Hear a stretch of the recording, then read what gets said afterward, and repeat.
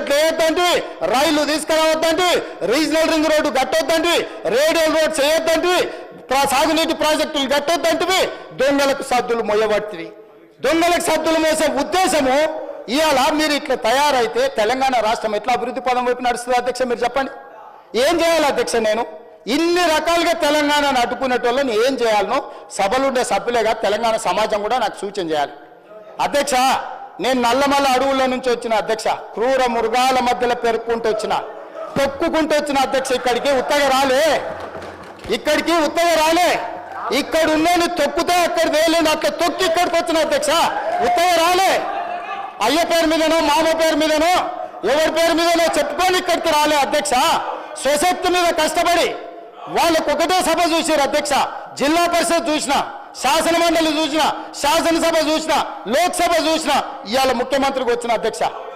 ఏం వాళ్ళకంటే వాళ్ళు అమెరికాలో లేకపోతే ఆంధ్రాలో విజ్ఞానంలో గుంటూరులో చదువుకున్న సాగు తెలివితేటలు ఉండొచ్చు, నాకు సామాన్యుడు తెలివితేటలు అధ్యక్ష. రైతు బిడ్డను అధ్యక్ష. నేను అడవుల్లో నుంచి వచ్చిన అధ్యక్ష.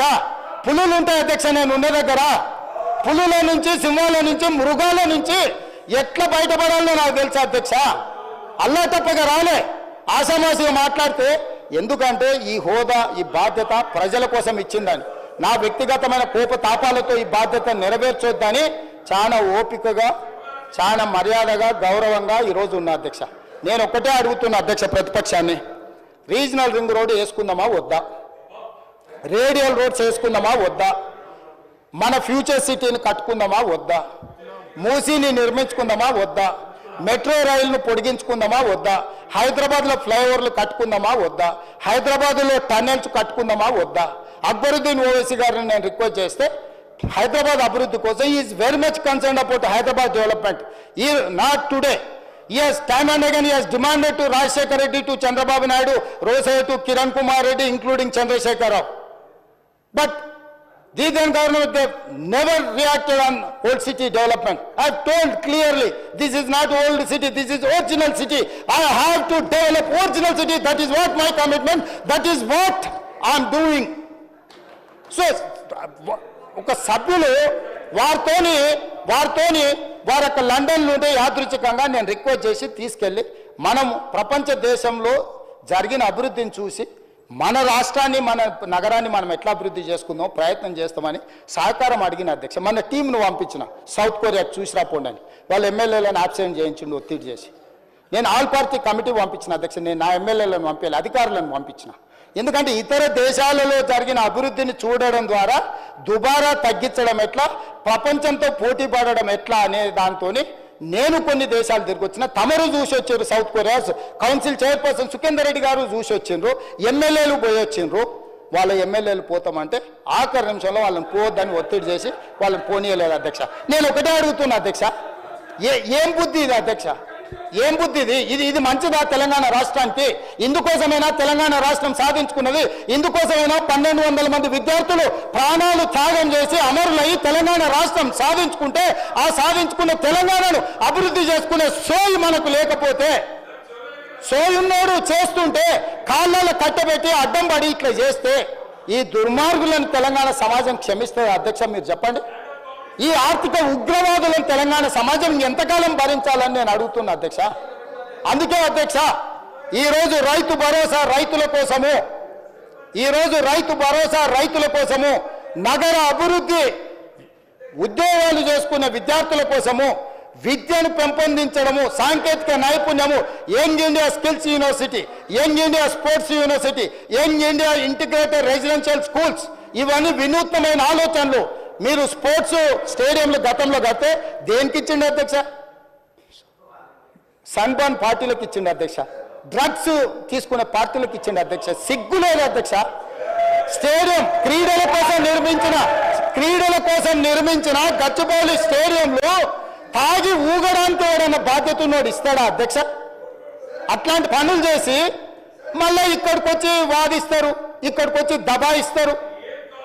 ఏంది అధ్యక్ష ఇది? ఇవన్నీ కూడా నేను కోపంతో చెప్తలేను అధ్యక్ష. తెలంగాణ సమాజం ఆలోచన చెయ్యాలి. అక్కడున్న మిగతా సభ్యులకు కూడా తెలంగాణ సమాజం పట్ల కొంత కమిట్మెంట్ ఉన్న పార్టీలు ఉండ్రు. విధిలేని పరిస్థితుల్లో, తప్పని పరిస్థితుల్లో, రాజకీయ విధిలేని పరిస్థితుల్లో ఉండొచ్చు. అట్లాంటి వాళ్ళు సావాసం చేయకండి. వాళ్ళు కేవలం దొంగలకు సద్దులు మోసేటోళ్ళే, తెలంగాణ సమాజం కోసం పనిచేసే వాళ్ళు కాదు. అక్కడ ఉండే మా సహచరులు కొంతమంది ఆఖరి పెంచులలో ఉండి నాకు కావాల్సిన వాళ్ళు, వాళ్ళకి తెలుసు వాళ్ళ ఆవేదన, వాళ్ళ బాధ వాళ్ళు కూడా మీకు తెలుసు అధ్యక్ష. విధి లేని పరిస్థితుల అచేతనంగా వాళ్ళు వాళ్ళు వాళ్ళు వాళ్ళు బాధపడుతున్నారు. ఎందుకంటే వాళ్ళు ఈ నగరం వాళ్ళు అధ్యక్ష, ఇక్కడనే పుట్టిరు, ఇక్కడనే పెరిగిరు. ఈ నగరం అభివృద్ధి ఎంతో వాళ్ళ గౌరవం పెరుగుతుంది. ఇవాళ ఈ నగరం పరిస్థితి ఢిల్లీ చూసిరు కదా అధ్యక్ష, ఢిల్లీ కాలుష్యం వల్ల బడులు బంద్ అయినాయి, వ్యాపారాలు బంద్ అయినాయి, పార్లమెంటు బంద్ అయింది. అక్కడ ఉన్న వాళ్ళందరూ వలసలు పోతున్నారు ఇతర ప్రాంతాలకు. హైదరాబాద్ నగరాన్ని కూడా అట్లా చేసుకుందాం అధ్యక్ష. నల్గొండ జిల్లా ఏం పాపం చేసింది అధ్యక్ష? మా ఎంకన్నా పదే పదే మాట్లాడుతుంటే మీరు విన్నారు కదా, ఏం పాపం చేసి ఫ్లోరైడ్ భూమిలో ఉంటే ఆ ఫ్లోరైడ్ బాధితులు ఇప్పటికీ తరతరాలుగా కాలు వంకర నడుము వంకర ఇవాళ బతకలేని పరిస్థితి నల్గొండ జిల్లాలో ఉంటే ఎస్ఎల్బిసి టన్నెల్ ద్వారా 3.5 లక్షల ఎకరాలకు నీళ్లు ఇచ్చి ఆ నల్గొండ జిల్లాను బాగు చేయాలని ఈరోజు బ్రాహ్మణవేలి కానీ, పిలాయపల్లి కాలువ కానీ, ధర్మారెడ్డి కాలువ కానీ ఈ ప్రాజెక్టులని పూర్తి చేయాలని వాళ్ళు కంకణం కట్టుకొని ప్రయత్నం చేస్తే 10 ఏళ్ళు పొడవ పెట్టింది అధ్యక్ష. ఎస్ఎల్బిసి 32 కిలోమీటర్ల ఆనాడు ఉమ్మడి రాష్ట్రంలో టన్నెల్ పూర్తి చేస్తే 10 కిలోమీటర్ల టన్నెల్ పూర్తి చేయకుండా నల్గొండకు అన్యాయం చేశారు, ద్రోహం చేశారు అధ్యక్ష. అన్యాయం అన్నారు దీన్ని. అక్కడ ఉన్న జగదీశ్వర్ రెడ్డి గారిని గుండెల మీద చేసుకొని చెప్పమని వాళ్ళు చేసింది కరెక్ట్ అని 10 ఏళ్ళు 10 కిలోమీటర్లు టన్నెల్ తవ్వకపోవడం కేసీఆర్ గారి గొప్పతనం, మా పార్టీ సాధించిన విజయం అని జగదీశ్వర్ రెడ్డి గారు చెప్పగలరా నల్గొండ ప్రజలకని నేను అడుగుతున్నా అధ్యక్ష. ఈయన ఈ నగరం నుంచి వెలువడుతున్న కాలుష్యం, పరిశ్రమల నుంచి తీసుకొచ్చి పోస్తున్న కాలుష్యం, ఈ రోజు ఫార్మా కంపెనీల నుంచి అదర్ ఇండస్ట్రీస్ కాలుష్యం, ఇదే కాదు అధ్యక్ష, పశువుల కలేబరాలు, మనుషుల శవాలు ఈరోజు కొట్టుకుపోయి నల్గొండ ప్రజలకు శవాలను తెల్లారి లేస్తే ఏ శవాన్ని చూడాల్సి వస్తుందో అని వాళ్ళ బాధతోనే ఈరోజు బతుకుతున్నారు అధ్యక్ష, భయంతో బతుకుతున్నారు అధ్యక్ష. ఇలా మూసి పరివాహక ప్రాంతంలో పండించిన పంట ఏది తినట్లేదు అధ్యక్ష. నేను మొన్న పోయినప్పుడు ఆడపిల్లలు తల్లులు వచ్చాన్నారు, కొత్తగా పెళ్ళి అయితే పిల్లలు కూడా పుట్టట్లేదు ఈ నీళ్ళ వల్ల, మేము గర్భం దాల్చాలంటే కూడా మాకు భయం అవుతుంది అని ఆడబిడ్డలు వచ్చి చెప్పారు అధ్యక్ష. మూసి ప్రక్షాళన చేస్తాము, మూసిలో ఒక మంచి నీళ్లు నల్గొండ జిల్లాకు పంపుదాము, ఆ నల్గొండ జిల్లా దేవుడు ఒకవేళ వాళ్ళకి శాపం పెట్టినా ఆ శాపాన్ని మనం కష్టపడి కడుక్కుందామని అంటే మూసి గట్టొద్దు, ఎట్లా కడతావో నేను చూస్తా అంటాడు అధ్యక్ష. ఇదేనా అధ్యక్ష ప్రధాన ప్రతిపక్షం చేయాల్సిన పని? వీళ్ళు ఇట్లనే ఉంటారు అధ్యక్ష. మరి ఆయన ఇదే చెప్పి తోలుతున్నాడా వీళ్ళ? నిన్న అక్బరుద్దీన్ ఓవైసీ గారు అదే అడిగారు, ఆయన ఇచ్చిన ట్రైనింగ్ ఇదేనా ఇదేనా వాళ్ళు ఇచ్చిన ట్రైనింగు? ఇవాళ ఇట్లా తయారైతే, విధ్వంసకారులుగా తయారైతే, తెలంగాణను విధ్వంసం చేయాలని వీళ్ళు బయలుదేరితే, ఇట్లాంటి విధ్వంసం చేసేటోళ్లకు ఎలాంటి బరి తెగించిన క్రూర ముగాలనైనా బోనుల బంధించే శక్తి నా సభకు, నా సభ్యులకు ఉంది అధ్యక్ష. నేను ఇవాళ సవాలు విసురుతున్నా, రా నల్గొండ పోదాం, భువనగిరి పోదామా, నల్గొండ పోదామా, ఆలేరు పోదామా, రంగారెడ్డి జిల్లా పోదామా, ఎల్బీ నగర్ పోదామా, మహేశ్వరం పోదామా, నకరేకల్ పోదామా, మరి రాజగోపాల్ మునుగోడు పోదామా, ఏడుగు పోదామా, రాండి బాబామర్దులు ఇద్దరు, నేను రాజగోపాల్ గారు గన్మెన్లు లేకుంటేస్తే మీరిద్దరు గన్మెన్లు లేకుంటారా అని ప్రజల దగ్గర పోదాం, అడుగుదాం. మూసి కట్టాలన్నా, మూసి కడగాలన్నా వద్దా, మూసి ప్రక్షాళన చేయాలన్నా వద్దా, నల్గొండ ప్రజలను అడుగుదాం అధ్యక్ష. ఎంత దుర్మార్గం అధ్యక్ష, ఉమ్మడి రాష్ట్రంలో కూడా వాళ్ళు ఇంత ద్రోహం చేయలేదు, అంతకంటే ద్రోహులుగా తయారైనరు.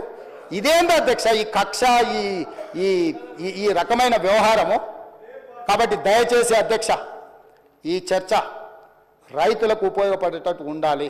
ఈరోజు ఈ సభలో రైతు భరోసా మీద స్వల్పకాలిక చర్చ మా మంత్రి తుమ్మల నాగేశ్వరరావు గారు ఏదైతే ప్రవేశపెట్టినరో, దయచేసి పంతాలకు పట్టింపులకు పోకండి. మనం చిన్నగా ఉన్నప్పుడు బట్టలు వేసుకోకుంటుంటాం, కొంచెం పెద్దగా అయినాక నిక్కర్ వేసుకుంటాం, కొంచెం పెద్దగా అయితే ప్యాంట్ వేసుకుంటాం, బాగుపడితే సూట్ వేసుకుంటాం, అంతే కదా అధ్యక్ష? అట్లనే రైతుకు మన వెసులుబాటును బట్టి, మన ఆర్థిక స్థితిగతులను బట్టి వాళ్ళకి మేలు చేయడానికి ఎన్నో రకాల ఉపాయాలు, ప్రణాళికలు తీసుకొస్తాం. ఈరోజు సరే మీరు మొదలు పెట్టారా, మంచిది, దాన్ని కొనసాగిద్దాం, ఇంకా మంచిగా చేద్దాం, దుబారా తగ్గిద్దాం. దుబారా తగ్గించడం ద్వారా ఇంకా కొంతమందికి ఎక్కువ మేలు జరుగుతుంది, ఇంకా పెంచివచ్చు. ఇట్లాంటివి ఏమైనా ఉంటే కన్స్ట్రక్టివ్ సజెషన్స్ ఇవ్వండి. 10 years మీరు ప్రభుత్వాన్ని నడిపారు, ఆ బాధ్యత మర్చిపోకండి. 10 సంవత్సరాలు ప్రభుత్వం నడిపిన వాళ్ళు ఎంత బాధ్యతాయుతంగా నడిపించాలి. మొదటి సంవత్సరం, ఇంకా సంవత్సరం, నిన్నగాక మొన్ననే సంవత్సరం పూర్తి చేసుకున్నాం. సంవత్సరం పూర్తి చేసుకోకముందే 10 ఏళ్ళు మీరు పరిపాలించి సంవత్సరం కాకంటే ముందే మనల్ని ఇట్లా ఇబ్బంది పెట్టి మిమ్మల్ని అగౌరవపరిచి సభ్యులతోని వాదోపవాదాలు వాడిగా వేడిగా చర్చ వేరే అధ్యక్ష. సభాధ్యక్షుడు గౌరవాన్ని అన్న కాపాడాలి కదా. 10 ఏళ్ళు నేను అది చేసినా ఇది చేసినా అంటే 21 సంవత్సరాలు నాకు అనుభవం ఉంది అంటుండు. 21 సంవత్సరాల అనుభవం ఉన్నోడు స్పీకర్ గారి మీద దాడి చేస్తాడు అధ్యక్ష. ఇది పద్ధత మీరే వీడియోలో నేను ముందు చూడలే, పోయినాకేదో టీవీలో చూపిస్తే చూసినా. ఇదా పద్ధతి అధ్యక్ష? ఇదేనా వాళ్ళు నేర్చుకున్న చదువు? ఎక్కడ నేర్చుకొచ్చిండ్రు అధ్యక్ష ఇట్లాంటి చదువు? కాబట్టి దయచేసి ఇప్పటికైనా మిగతా సభ్యులతో పాటు మీరు, ఎందుకంటే వాళ్ళు మాట్లాడే అవకాశం పోయింది, నాకు తెలిసి మీరు మళ్ళీ అవకాశం ఇస్తారని నేను అనుకోవడం లేదు. వాళ్లకు రాతపూర్వక ఏదన్నా ఉంటే రాతపూర్వకంగా మంత్రి గారికి పంపిస్తే తప్పకుండా తీసుకుంటాం. మీరు అందరికి అవకాశం ఇవ్వాలి, ఏ పార్టీలు వాళ్ళ సూచనలు, ఎందుకంటే ఇది అత్యంత కీలకమైన విషయం కాబట్టి మిగతా సభ్యులందరూ కూడా అవకాశం ఇవ్వండి. పాయల శంకర్ గారికి మరొకసారి నా విజ్ఞప్తి, తప్పకుండా మీరు లేవనెత్తిన అంశాలు, అదేవిధంగా రైతులకు వ్యవసాయ పొలాలకు వెళ్ళడానికి అవసరమైన రోడ్ల గురించి వారు ప్రస్తావించారు.